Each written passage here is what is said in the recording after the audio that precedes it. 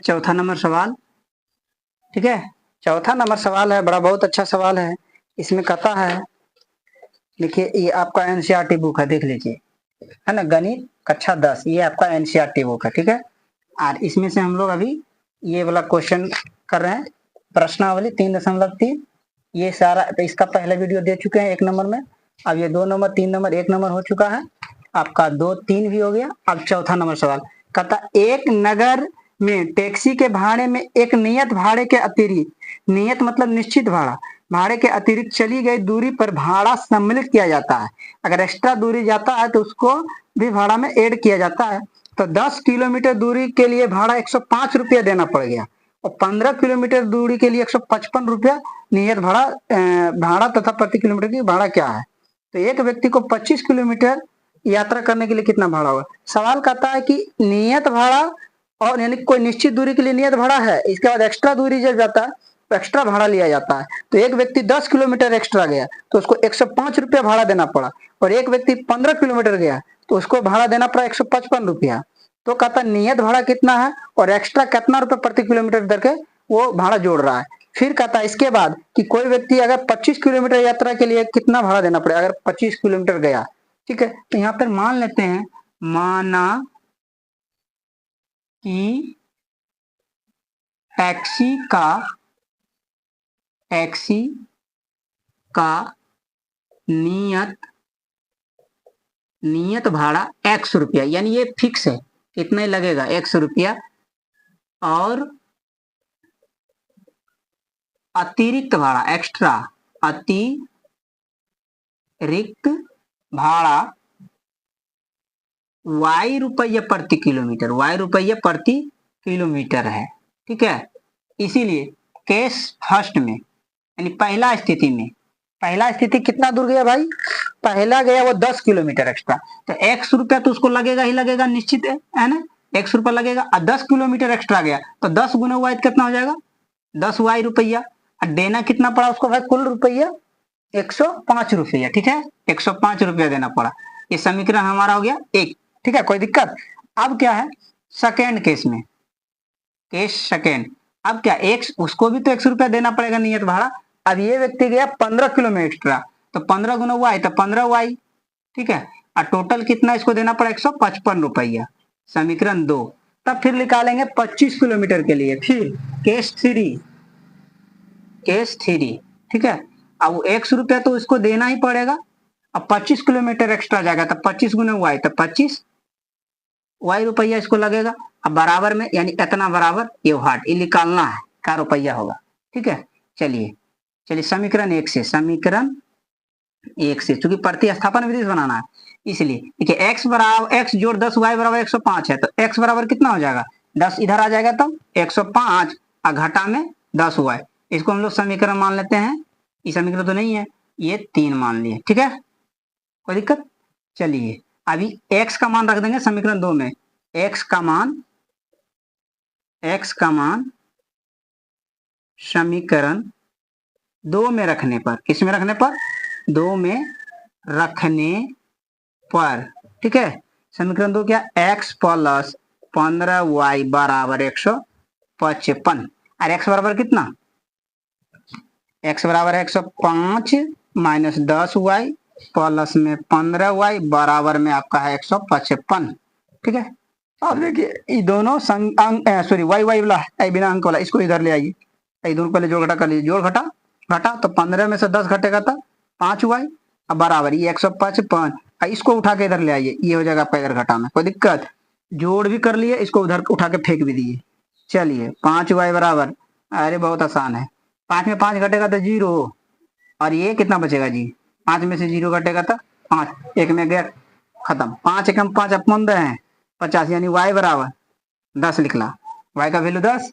चलिए तीन आंसर इसमें देना है जी, y बराबर 10, अभी y का मान समीकरण 3 में रख दीजिए। अब y का मान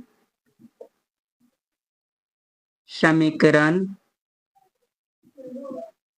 3 में रखने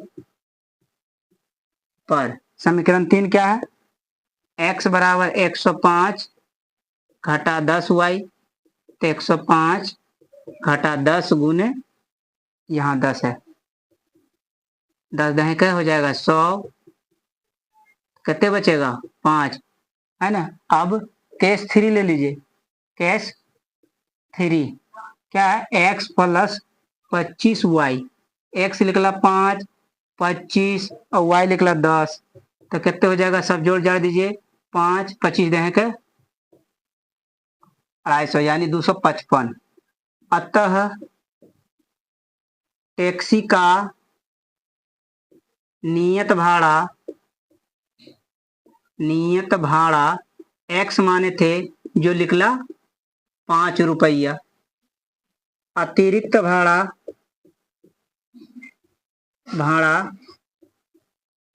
y रुपये प्रति किलोमीटर माने थे जो निकला 10 रुपया हो जाएगा प्रति किलोमीटर। और 25 किलोमीटर दूरी के लिए, 25 किलोमीटर दूरी के लिए किराया हो जाएगा 255 रुपया। चलिए फटाफट इसको स्क्रीनशॉट ले लीजिए एकदम दनाक सा।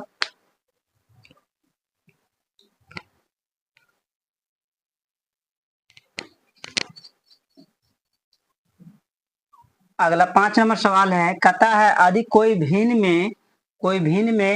भिन्न के अंश में 2 जोड़ दिया जाता है, अंश में और हर में 2 जोड़ दिया जाता है तो वो 9/11 हो जाता है। और फिर अगर उसी अंश और हर में 3 जोड़ दिया जाता है तो 5/6 हो जाता है। तो भिन्न निकालने के लिए कहता है, तो हम लोग लिखे हैं, माना कि भिन्न जो x/y है, केस पहला यानी पहला स्थिति में क्या बोला, अंश और हर में 2 जोड़ने, अंश ऊपर हर नीचे 2 जोड़ दिए, कितना होगा 9/11। केस सेकंड में दूसरा स्थिति में क्या बोला, 3 जोड़ने पर, अंश और हर में 3 जोड़ने पर 5/6, 3 जोड़ दिए 5/6। अब इससे हम लोग समीकरण निकालेंगे। देखिए ये इधर गुना ये इधर गुना, 11 गुना x प्लस 2, 11 गुना x तो कितना हो जाएगा 11x हो जाएगा, और 11 दूनी 22, 9 गुना y प्लस 2 तो 9 गुना y 9y और 9 दूनी 18।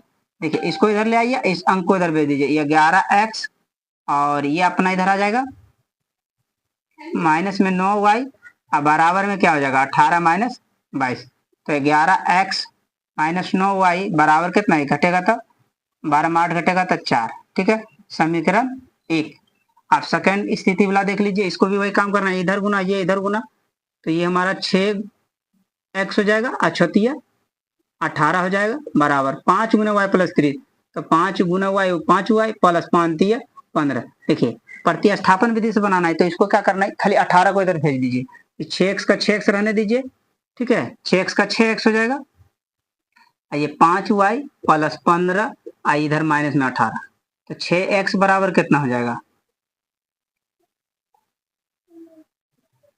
ऐसा कीजिए, इसको नहीं ले आइए, इसको भी इधर 6x इधर आके हो जाएगा माइनस में 5y और बराबर में 15 इधर आ जाएगा माइनस 18। ठीक है, 6x माइनस 5y बराबर कितना बचेगा माइनस में 3, समीकरण 2 हो गया। ठीक है, अब समीकरण 1 और 2 हो गया, अब इसको हल कर लेते हैं, ये आसान है, इसी को हल कर लेते हैं। तो ये क्या कर लीजिएगा, 6x का रहने दीजिए, इधर आ गया तो क्या चीज में हो जाएगा भाई, ये हो जाएगा हमारा, ये हो गया समीकरण 2 रहने दीजिए, और ये इधर आएगा तो क्या चीज में हो जाएगा, माइनस तो यही है, प्लस में हो जाएगा 5y। ठीक है, तो x बराबर क्या हो जाएगा माइनस में 3 और प्लस में 5y बॉटम में 6, इस समीकरण 3। अब वो x का मान समीकरण 1 में रखने पर, x का मान समीकरण 1 में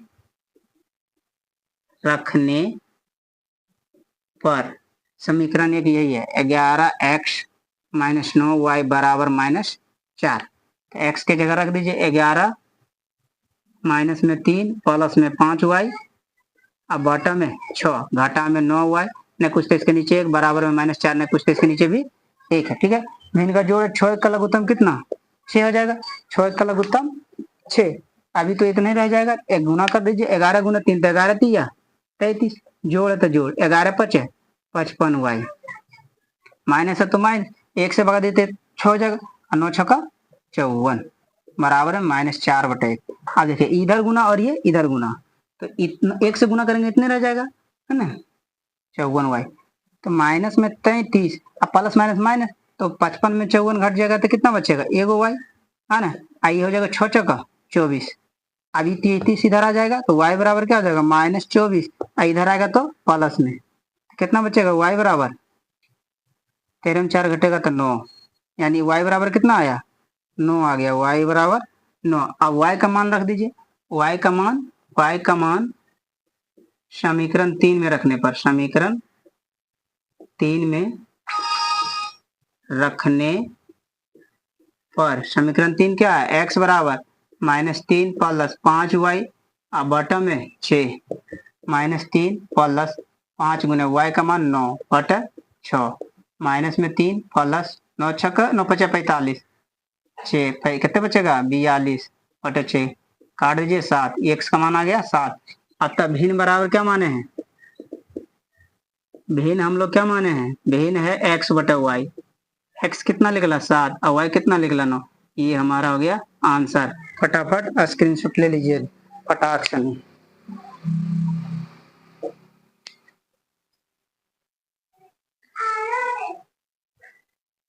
अगला 5 नंबर सवाल कहता है कि 5 वर्ष बाद जेकेब की आयु उसके पुत्र की आयु से 3 गुनी हो जाएगी।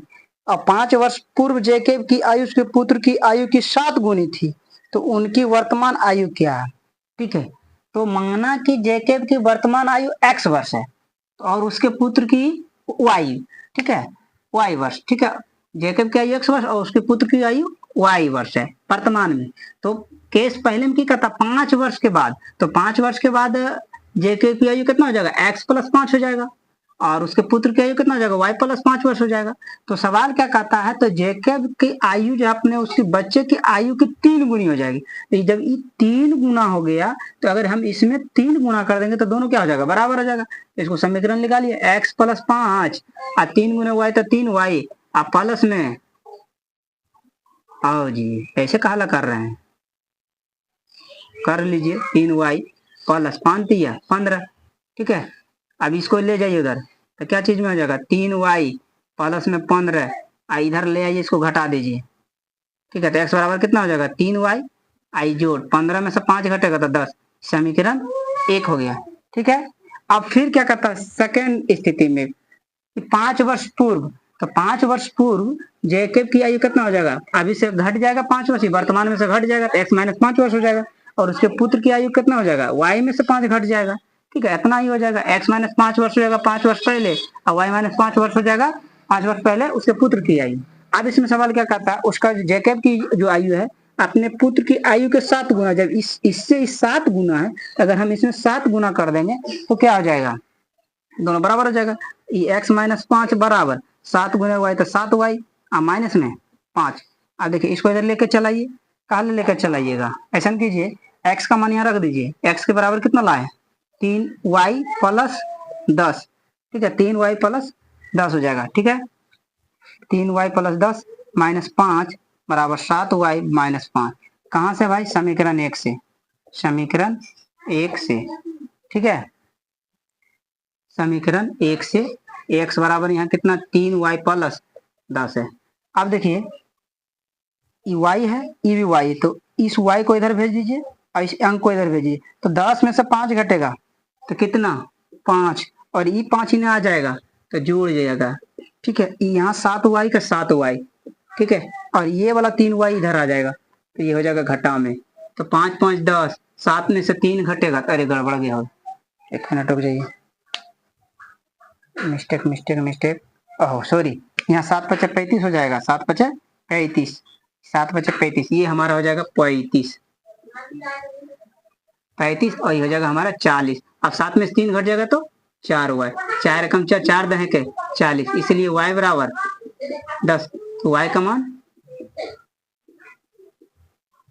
समीकरण 1 में रखने पर x बराबर 3y + 10, x बराबर 3, y का मान 10 + 10, 10 × 3 = 30 और 10 = 40। अतः जेकब की वर्तमान आयु x माने थे, x बराबर 40 वर्ष, और उसके पुत्र की आयु